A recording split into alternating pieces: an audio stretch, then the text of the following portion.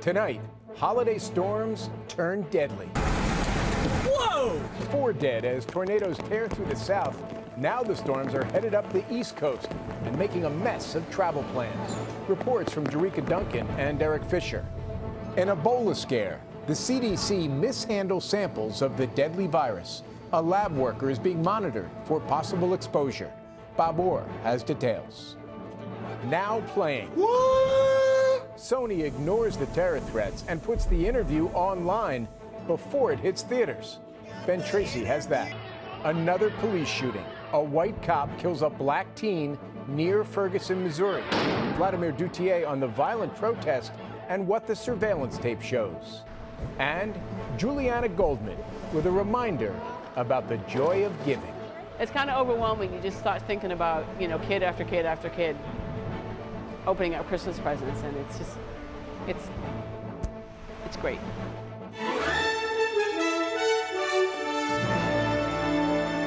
This is the CBS Evening News with Scott Pelley. Good evening. Scott's off tonight. I'm Jim Axelrod. We begin tonight with the weather and a violent storm system that struck just as millions were preparing to celebrate the season of peace and joy. Tornadoes killed at least 4 last night in Mississippi. Columbia, Mississippi took a direct hit. Buildings were torn apart. This is what's left of the showroom at one business. Hundreds were left to pick through their belongings. The system is now heading up the Atlantic seaboard and causing major problems for holiday travelers. Jerika Duncan begins our coverage tonight. The tornado that hit Columbia had winds that reached 165 miles per hour. It damaged more than 70 homes and businesses and knocked out power to thousands. Pastor Mike Dykes and his wife sought shelter at this gas station as the twister barreled down on them. It blew this tank over on top of our vehicle and was shaking our car, our truck. Thankfully, it didn't burst the fuel loose from the piping, and thankfully, it could have been a lot worse, but thankfully, we're all alive. At a daycare in Sumrall, Mississippi, 30 children were rushed to a nearby bank just before the tornado hit and ripped off the daycare center's roof. Whoa! As the same storm system moves north, heavy rains and high winds are making conditions miserable for the 90 million people driving home for the holidays. Air travel isn't any better. Foggy weather and low clouds in the east have contributed to more than 300 cancellations and 2,500 delays at the nation's airports. AAA estimates 70% of delays originate in New York and are creating a ripple effect throughout the country. Thomas Bosch is with the Port Authority of New York and New Jersey. We have 3 major commercial airports here: Newark Liberty, JFK, and LaGuardia. And so traffic comes through our airports, and to the extent that aircraft are delayed or efficiently handled, it affects travel throughout the country. On top of the weather, a record number of travelers hit the road and air, a 4% increase compared to last year. And Jim, that's being attributed to lower gas prices. Jerika, thank you. Eric Fisher is chief meteorologist at our CBS station in Boston, WBZ. Eric, what is in store now?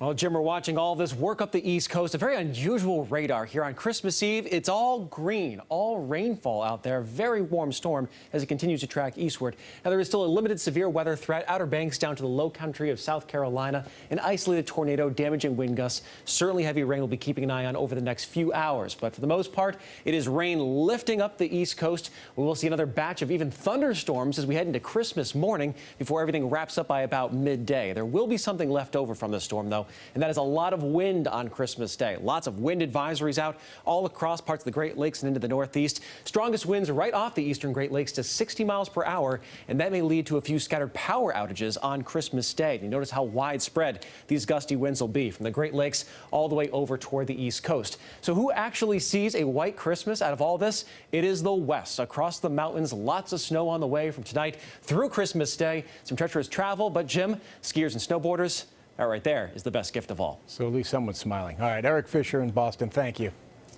There is breaking news tonight from the Centers for Disease Control and Prevention. Mistakes at the CDC lab in Atlanta may have exposed a worker to the Ebola virus. Bob Orr has the details. Bob? Jim, officials at the Centers for Disease Control say the incident happened on Monday. It was discovered yesterday. A lab technician at one of the labs in Atlanta may have become exposed to live Ebola virus that was part of a lab experiment there. Now, according to a CDC spokesperson, samples that should have been inactive were transferred between two labs. It was later then learned that some of that material may have contained live virus. One technician handling those samples without proper protective gear now will have to be monitored for 21 days. We're happy to say at the moment the technician shows no signs of Ebola. Fewer than a dozen other people also entered the lab. They've been assessed for possible exposure, but a spokesperson says there's no safety concern for those folks. CDC Director Tom Frieden said in a statement today, "I am troubled by this incident in our Ebola research laboratory. I've directed that there be a full review of every aspect of the incident and that CDC take all necessary measures." We have to say this is just the latest misstep for the CDC. Earlier this year, you may recall, scientists sent live anthrax to labs not equipped to handle that material. The CDC also mishandled a potentially deadly strain of bird flu. No one was hurt, Jim, in either of those incidents. Bob Orr in our Washington newsroom. Thank you, Bob. Movie fans can now see the director's cut as opposed to the dictator's cut. Today, Sony Pictures unexpectedly released The Interview online, one day before the controversial movie opens in some theaters. President Obama welcomed the news. In a statement, the White House said people can now make their own choices about the film. Here's Ben Tracy. The Interview is now playing in a living room near you. We got the interview! Sony's deal with Google and Microsoft makes the film available online on various platforms, as well as on a dedicated website, seetheinterview.com. In a statement, Sony Entertainment Chairman and CEO Michael Linton said, "It was essential for our studio to release this movie, especially given the assault upon our business and our employees by those who wanted to stop free speech." We're in such uncharted territory.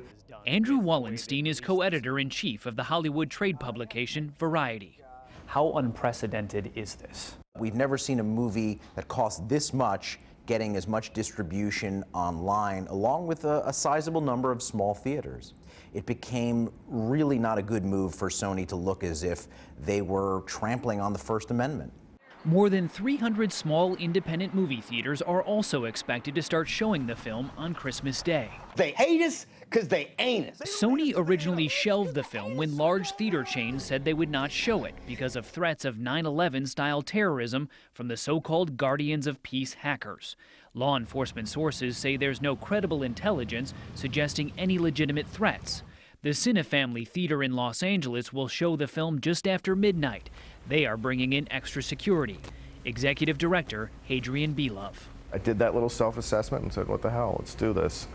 I think the thing we were most scared of is whether we could book it on Christmas and get enough staff members to come in. Now, the Guardians of Peace hacking group had vowed that Sony would pay a price for releasing this film. The studio has now done that, but Jim, so far today, no word from that group. Ben Tracy, thank you. Today, the mayor of Berkeley, Missouri, appealed for calm following a violent night of protests after a white police officer shot and killed a black teenager. Police say the teen pointed a gun at the cop. The shooting took place at a gas station just 2 miles from Ferguson, Missouri, where, of course, Michael Brown was shot and killed in August. Vladimir Duthier is following this. Surveillance video cameras outside the gas station captured the final moments just before midnight. 18-year-old Antonio Martin and another man are in the parking lot as the officer arrives. From this angle, after what appears to be a brief conversation, Martin is seen backing up and raising his arm toward the officer. Authorities say Martin was holding this 9mm handgun. In a third angle, the officer is seen firing and falling backwards. At that point, the officer produced his service weapon and fired what we think at this point is 3 shots. St. Louis County Police Chief John Belmar is leading the investigation. This is a tragedy for everybody, and our hearts certainly go out to the family of the decedent's family. But bad choices were made. You know, we didn't have the opportunity. This individual could have complied with the officers. The 35-year-old white officer has not been identified, but he is a 6-year veteran of the Berkeley Police Force. He was assigned to wear one of the department's newly issued body cameras, but it was in his vehicle at the time of the shooting. The police car's dashboard camera was also not activated.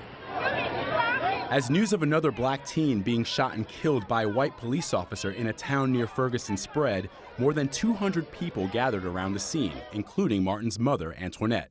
They won't tell me nothing. They won't even let me see my baby. Tensions soon flared. Police and residents clashed. 2 officers were hurt and 4 people were arrested. You would have thought I was in Ferguson again. Berkeley Mayor Theodore Hoskins. This is not a policeman in the city of Berkeley, half-cocked, going out, and as we say, you know, Black Lives Matter. This was not the case. This is, you couldn't even compare this with Ferguson or the Gardner case in New York. The mayor says the city will conduct its own investigation of the shooting and should have the results within a week, Jim. Mayor Hoskins also said the city is planning to protect its residents in case violence erupts again tonight. Vlad, thank you. In New York, hundreds of anti-police protesters took to the streets last night, ignoring Mayor Bill de Blasio's call for a pause in demonstrations until after the funerals for 2 murdered NYPD officers. Organizers accused the mayor of giving in to, quote, hysteria. Officers Wenjon Liu and Rafael Ramos were ambushed Saturday as they sat in their cruiser. In Syria, ISIS militants captured a pilot from the U.S.-led coalition today after his F-16 fighter jet crashed during a mission. Tonight, there are grave concerns for the Jordanian pilot's welfare. Deborah Patta has more. Shortly after the aircraft crashed, pictures emerged on Twitter showing a shocked-looking pilot being fished out of a river and then led away, partially clothed, by triumphant ISIS fighters. A large crater shows where the plane went down. It was near Raqqa, an area almost exclusively under Islamic State control. The newlywed pilot, Mohamed Al-Kasasbi, is Jordanian. His country is part of the US-led coalition launching airstrikes against the jihadi group in Syria. The Jordanian military says it is holding ISIS responsible for the pilot's safety. The group is notorious for its brutality. It has previously beheaded several Western hostages, including 3 Americans. And already on social media, there is a picture purportedly showing a bruised and bloodied Al-Kasasbi, evidence his captors may be torturing him. ISIS is known to have stocks of shoulder-fired anti-aircraft missiles and claims to have shot down the plane. But the US military says the evidence clearly indicates this is not true.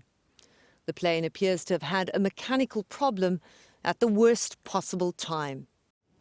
A Jordanian government spokesman says there was an attempt to rescue the pilot before he was captured. His primary hope for a safe return is that ISIS could use him as a bargaining chip for a possible prisoner swap with Islamic State militants being held in Jordanian and Iraqi jails. Deborah Patta covering for us tonight in our London newsroom. Deborah, thank you. Tonight, former President George H.W. Bush remains in a hospital in Houston. He was admitted last night after experiencing shortness of breath. A family spokesman today said, quote, all was well. Mr. Bush, the nation's 41st president, is 90 years old. Drones are flying off store shelves, but is this hot gift a danger in the skies? And Bao Bao gets the shock of her young panda life when the CBS Evening News continues.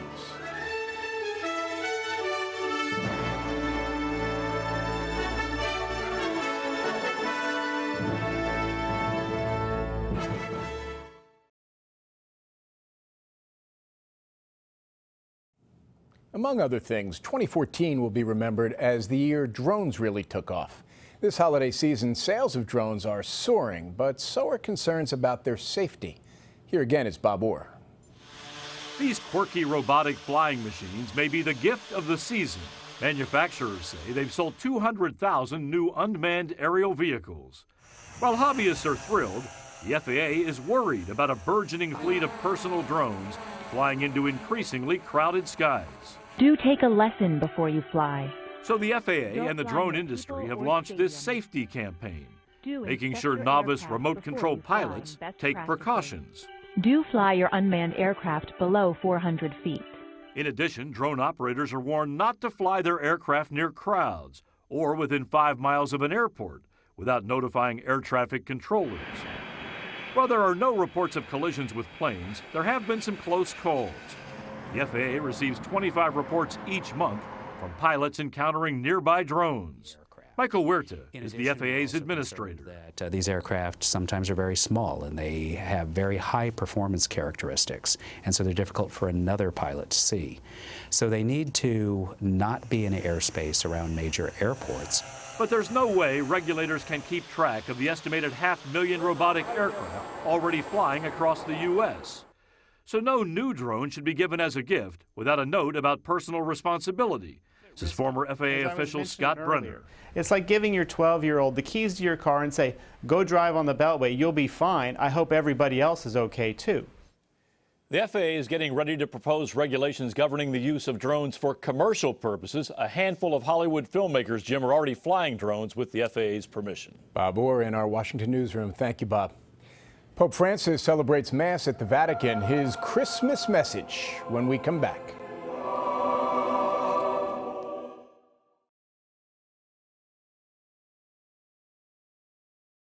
Christmas celebrations are underway at the Vatican. With Pope Francis presiding at Mass in St. Peter's Basilica. In his homily, the Pope said that Christmas is a time to remember that God's message of peace is, quote, stronger than darkness and corruption. Christians are also gathering in the West Bank city of Bethlehem. Today, thousands packed Manger Square for a parade and processional. Tonight, a more solemn gathering as Mass is celebrated at the Church of the Nativity, built on what's believed to be the birthplace of Jesus Christ. The National Zoo in Washington said today that its panda cub Bao Bao is perfectly fine, despite touching a hot wire used to keep her contained. It scared her enough that she spent the night in a tree. Zookeepers say the one-year-old panda is still learning her boundaries and will come down when she's good and ready. In the nation's capital, the pajama lady is giving Santa Claus a run for his money. We'll meet her next.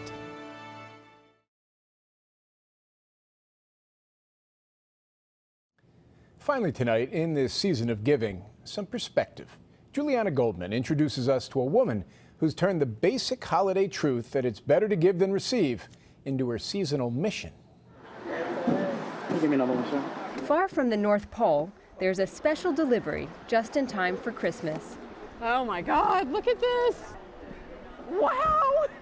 Inside these boxes are pajamas, hundreds of them, all for DC area foster children. When kids come into foster care, they have nothing. They come in with the clothes on their back. Child and Family Services, they're great at getting clothes and jackets and shoes and stuff, but even they'll admit that they hadn't had pajamas, they hadn't really thought of them, they had other things to worry about. Kathy Jackson did, and that's why this time of year she's known as the Pajama Lady. Most people grow up with pajamas as part of their Christmas tradition, and I like the idea of passing that down. She launched the DC Holiday Pajama Drive in 2010 after a grueling year battling leukemia. When you were going through your treatment, you found comfort in pajamas. Yeah, I spent a total of 12 weeks in the hospital, and for those 12 weeks, the only thing that I could wear was pajamas. Jackson wanted to make that year's Christmas extra special for her 3 adopted foster children. They came to her home years earlier with trash bags full of clothes that didn't fit, and she remembered how excited her youngest, Tyler, was when he got his first pair of PJs. He was running around the apartment, I love my pajamas. From 352 pairs that first year, the drive has snowballed. And now you're in your 4th year. And now I'm in my 4th year. Last year we got over 1,500. Barrington, New Hampshire. Mississippi, this is Maryland. This year she expects even more, with sets from all 50 states. Jackson says it's her way of fostering as many children as possible. It's kind of overwhelming. You just start thinking about, kid after kid after kid opening up Christmas presents, and it's great. It's just great. Hey, Tyler, look, Avengers.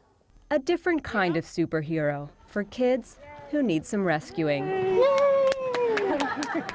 Juliana Goldman, CBS News, Washington. And that's the CBS Evening News. For Scott Pelley, I'm Jim Axelrod. And for all of us here, good night and Merry Christmas. And we leave you with a look at the National Christmas Tree in Washington.